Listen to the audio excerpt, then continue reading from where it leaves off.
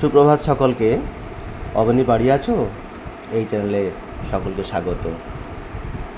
আজ 25শে বৈশাখ, কবিগুরুর 164তম জন্মজয়ন্তী। সেই উপলক্ষে আমার আজকের নিবেদন তাঁর লেখা কবিতা আফ্রিকা।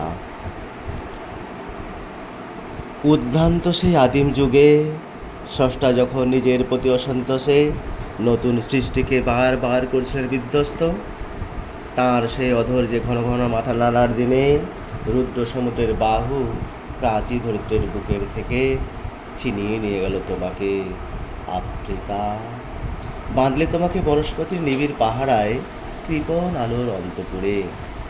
সেখানে নিভৃত অবকাশে তুমি সংগ্রহ করছিলে দুর্গমের রহস্য, চিনছিলে জলস্থল আকাশের দুর্বোধ সংকেত। প্রকৃতির দৃষ্টি অতীত জাদুমন্ত্র জাগাচ্ছিল তোমার চেতনাতীত মনে।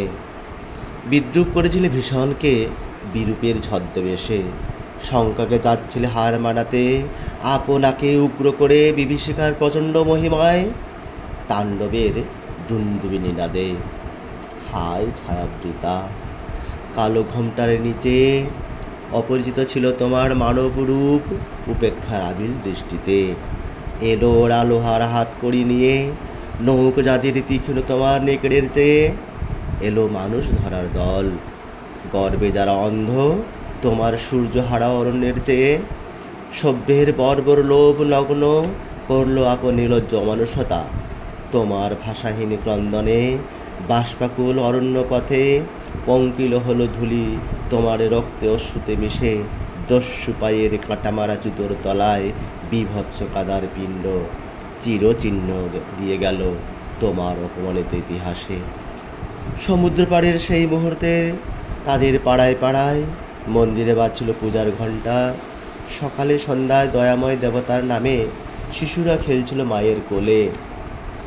কবির সঙ্গীতে বেজে উঠেছিল সুন্দরের আরাধনা।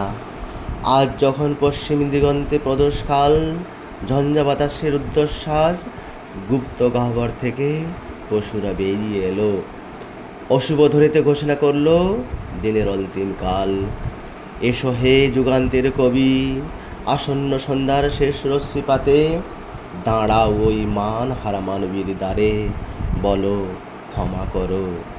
হিংস্র প্রলাপের মধ্যে সেই হোক তোমার সভ্যতার শেষ পুণ্যবাণী, সেই হোক তোমার সভ্যতার শেষ পুণ্যবাণী।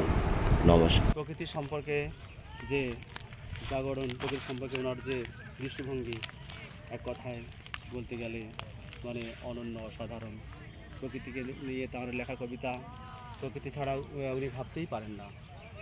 প্রকৃতি নিয়েই সব কিছু। যদি প্রকৃতিকে আমরা ভালো রাখতে চাই, তা পারে একমাত্র মানুষই। কিন্তু বর্তমান পরিস্থিতি এমন হয়ে গেছে দিন দিন ধরে যে মানুষেরা প্রকৃতির উপর বিভিন্নভাবে অত্যাচার চালিয়ে প্রকৃতির আজকে যে অক্সিজেনের যে ভারসাম্য এবং এখানকার আরও অন্যান্য যে বায়ুমণ্ডলের যে ভারসাম্য, সেটা কিন্তু অনেকটাই বিধ্বস্ত হয়ে আছে বা বিপর্যস্ত হয়ে আসছে। তো তাই আমরা যারা জনগণ, শিক্ষিত এবং সাধারণ যারা মানুষজন, আমাদের প্রত্যেকের এটাই শিক্ষা হওয়া উচিত বা আমাদের মাথায় মধ্যে এটাই থাকা উচিত যে প্রকৃতিকে সংরক্ষণ করা, প্রকৃতিকে বাঁচানো দায়িত্ব আমাদের নিজের হাতে। প্রকৃতি ভালো থাকলে আমরাও ভালো থাকবো। ঠিক আছে, তো আজকের এই পর্যন্তই।